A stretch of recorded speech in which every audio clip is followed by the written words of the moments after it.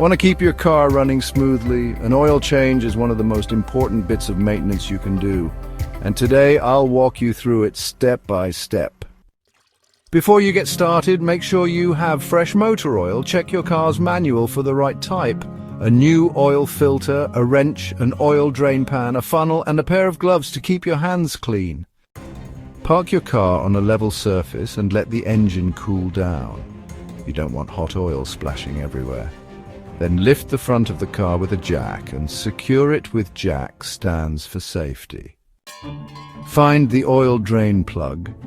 It's usually at the bottom of the engine. Place your oil pan underneath, then use a wrench to unscrew the plug. Let the old oil drain out completely. Next, remove the old oil filter. Twist it off carefully. Before installing the new one, dab a little fresh oil on the rubber gasket for a better seal. Then, screw it in securely.